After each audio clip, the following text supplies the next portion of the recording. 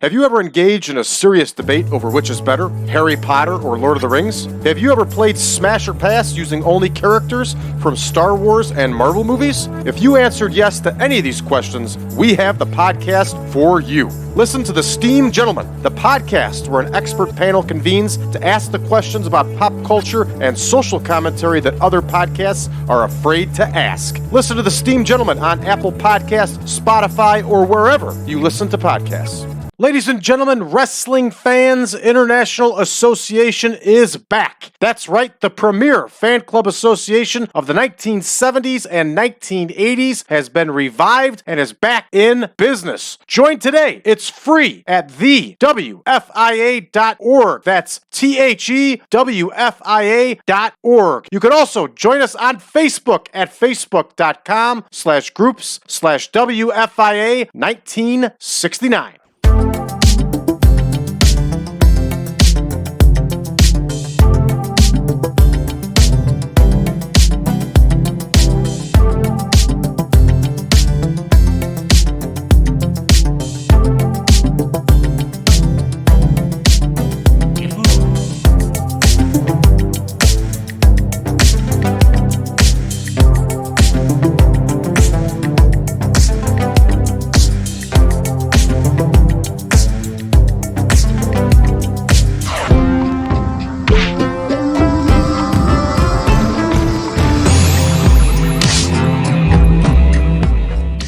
Welcome back, everybody, to the 1987 Supermod. I am your host, Brad Drake, and this is, once again, the World Wrestling Federation, as it is all WWF all month long here in June.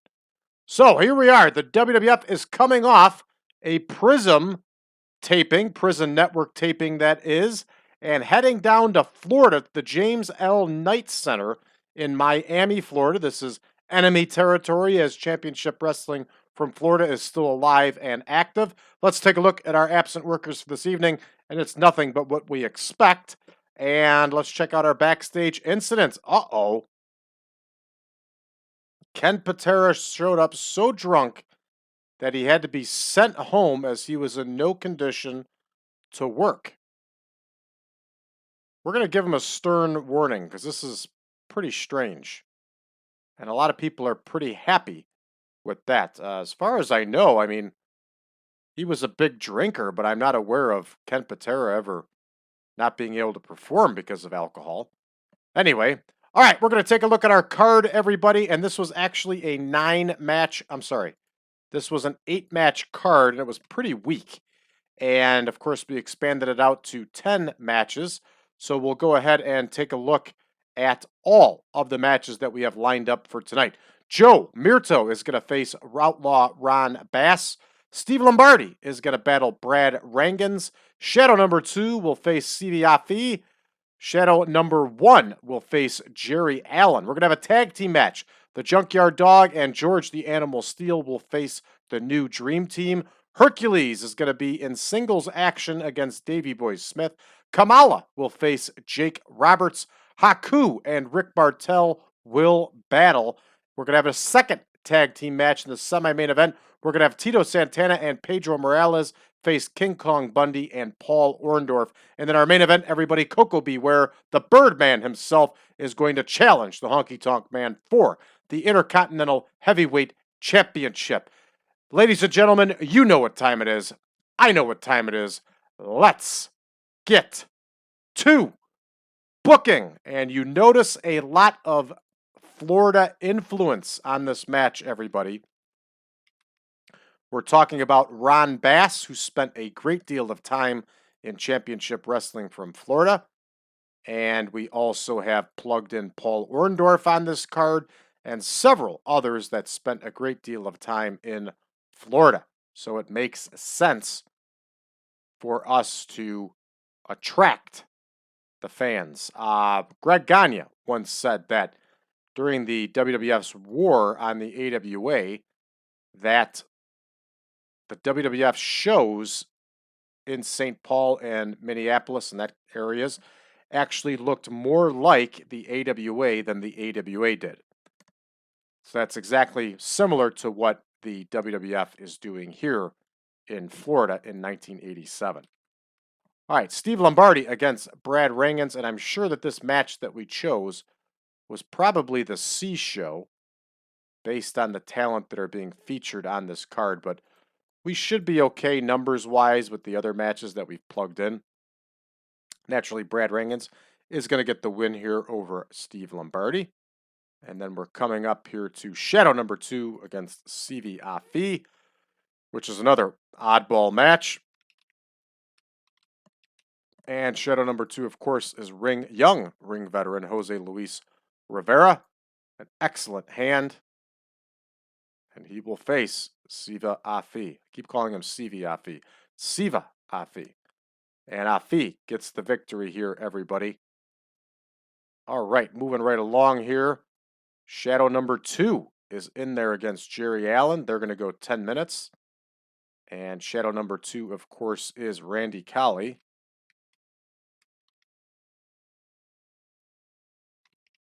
And Shadow number 1, what am I doing here? I'll make the adjustment after I plug in the names. Here's Shadow number 1.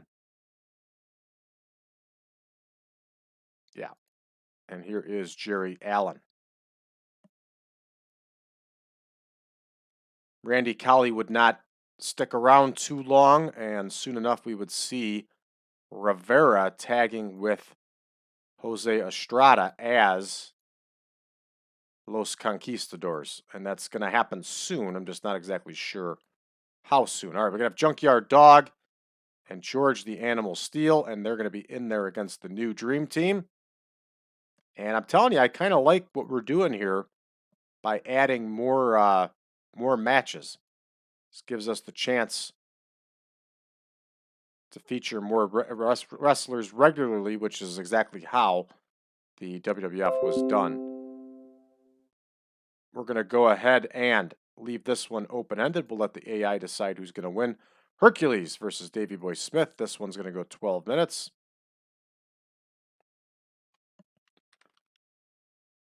And of course, we know that Davey Boy Smith is very popular at this point. And Hercules had spent some time in Florida himself. So just for good measure, we're going to have Hercules get the win. And we are going to have Bobby Heenan help him. That keeps the heat on the heel, takes the pressure off the babyface for the loss.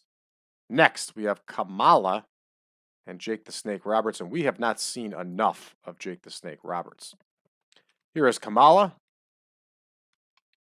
There is Roberts. We will plug them in now.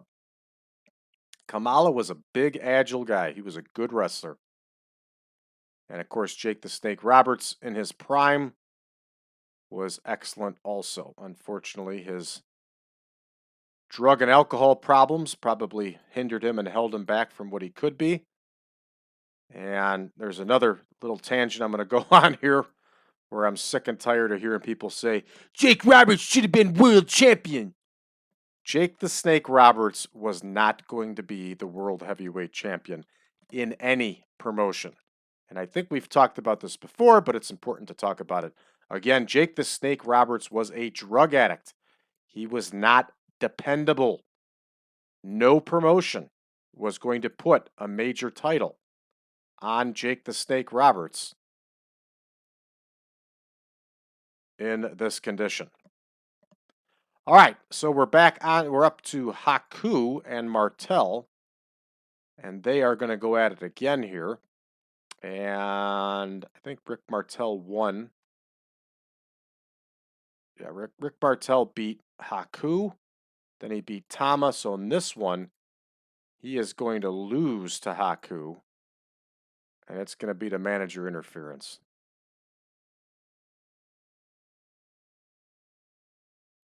All right, next we're going to have our tag match of Santana and Morales. This one's going to go 18. I don't think we have Santana and Morales in there as a team.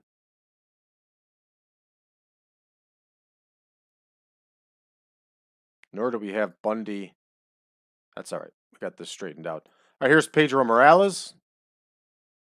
Here is Tito Santana. Here is King Kong Bundy. Here is Paul Orndorff. And Paul Orndorff was huge in Florida. Huge! So we are going to have Paul Orndorff get the win here, everybody. All right, here comes our big main event, which is going to be Koko Ware versus the Honky Tonk Man. They are going to go 25.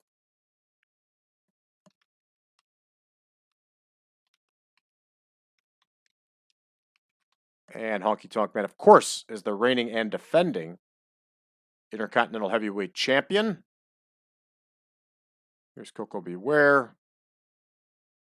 Here is the Honky Tonk Man. And what do we want to do here, everybody? Got a lot of heels, getting a lot of wins. These two can do an epic. They're going to do an epic. We're going to have this one go to a draw. And we're going to have a double count-out finish. All right, we're ready to rock and roll here, everybody. Let's see how we do. All right, Joe Mirto and Ron Bass. Ron Bass gets the win. He gets an 86 here. That's strictly because he's in Florida. Bass wins with that inverted suplex slam, 51 overall. 66 and a 51 for Rheingans and Lombardi. And Rheingans gets the win with that bridging cradle suplex. Good win for Brad Rheingans. And Sivi Afi gets the win with that Superfly splash. He called it something different, but that's exactly what he was doing. 35 overall, 48 and a 39, 35 overall for these two. Up next, we have Shadow number 1 and Jerry Allen. And Jerry Allen gets the win with that power slam. 54 and a 43 somehow gets us a 38. And poor selling, but besides, all right, I could see how we got that score. Not happy about it, but I can see how we got it. And Greg Valentine beats Junkyard Dog with the figure 4 leg lock. I was not expecting this one. I was expecting Dog and Steele to get the win here. But 71-83, 79-83, and we get a 79 overall. I'll take it. Up next, we have Hercules and Davey Boy Smith. And Hercules gets the win over Davey Boy Smith with that backbreaker rack. 93 for Smith, 79 for Hercules, and a 90 overall. This is a good match. It's good to see that they have good chemistry. All right, up next are Kamala and Jake the Snake Roberts. 61 to 90 gets us an 80. And we get some green here, which is good. Green equals money. All right. Haku and Rick Martel get a 93. Good stuff. Haku gets the win over Rick Martel. And we continue to play the sympathy thing here for Rick Martel. His partner has disappeared, but he's still battling both of the Islanders by himself. He's actually in a 3-on-1 situation here. How long until Tito Santana swoops in and establishes Strike Force with Rick Martel, which was an awesome name of a team, and they were a good team. All right, Morales and Santana against Bundy and Orndorff. And Orndorff gets the win over Santana with that pile driver. 85, 73, 71, 77, 82 overall. Pretty good score. I have a feeling that this main event is going to be weak, and it is. 83 and an 81 only gets us a 79. How do we only get a 79? All there is one little takeaway of this BS thing with manager. But then he gets the bonus. So it's actually a moot point. I don't know. I don't know how this TEW does this from time to time, but it does. That's a little bit of a TEW screw job here, everybody. All right, this one's going to sting a little bit. And we lost popularity in the region. So let's stop this bleeding as soon as we can. No speeches on that one. Hey, I can't help that the WWF really ran a crappy card. And they did run a crappy card there because it was a small crowd for them. And they really didn't care. That's why they ran the crappy card.